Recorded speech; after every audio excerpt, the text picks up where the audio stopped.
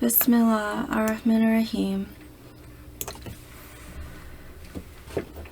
The United States government has developed a hatred for Islam since the World Trade Towers fell. Half of Americans know the World Trade Towers were demolished with thermite explosives set on the steel core of the structure. It was a controlled demolition. The building fell from the height of 1,000 feet within 8 seconds to the ground into a pile of rubble with veins of hot liquid metal embedded inside the broken concrete. Half of America knows this to be true and have been censored on the internet for 20 years. The United States attacked Iraq and blamed Saddam Hussein for the destruction of the trade towers. The United States said that the trade towers were destroyed because of the Islamic religion. The United States came to Iraq and told the men of Iraq they cannot serve in any part of the government if they were formerly part of Saddam Hussein's government. The United States Army went door to door in Iraq from 2003 to 2011, asking Iraqi men what religion they have, and persecuting Sunnis and promoting Shia to places of power. This is a religious persecution. American jail camps imprisoned hundreds of thousands of Iraqi men based on the suspicion of their religion. Beware of suspicion, for suspicion is the worst of false tales. And do not look for others' faults, and do not spy, and do not be jealous of one another, and do not desert or cut your relations with one another, and do not hate one another.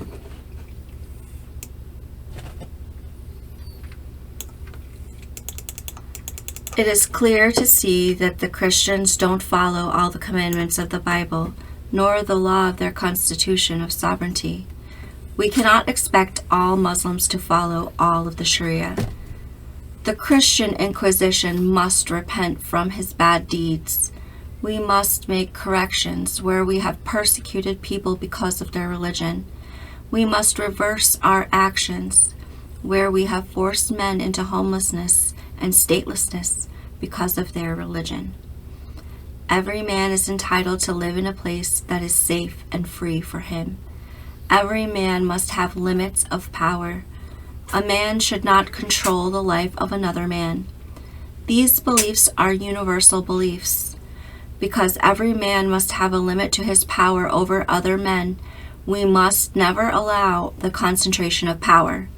Centralizing power into a strong concentration of power is certainly exceeding the limits of one man's power over another man. This is dangerous and unnatural power. We must all agree to strive to stop these dangerous and unnatural powers from freely roaming this earth. If one man is forcing another man to feel unsafe in his home, he is under threat of homelessness. If one man is forcing another man away from his city, he has alienated this man. If one man is forcing another man to feel unsafe in his country, he has put this man under the threat of statelessness. We cannot allow power to fall into the wrong hands. Every man must possess the weapons needed to defend himself with equal force against the abuses of other men. We have built great societies because we used laws to protect the safety of one man from another man. When the balance of power is generally equal between the men of the earth is at peace with itself, and all men are safe. When power falls into the wrong hands, there is a time when the laws and the system of justice were incapable of protecting the safety of every man, and stronger defenses were needed. When the power falls into the wrong hands, physical force of violence must be defended against, and weapons of equal force are the entitlement of every man to defend his safety. An army is a defense structure to safeguard men from foreign powers. The soldiers of the army represent self-defense. All men have limits of power. Every man must have a safe home and feel free in his country. One man cannot control the life of another man. Let us prohibit evil doings in this world. Let us have peace among men. Let us be free to travel this world. There must be a balance of power. There must be a system of justice and safeguards for the life of every man.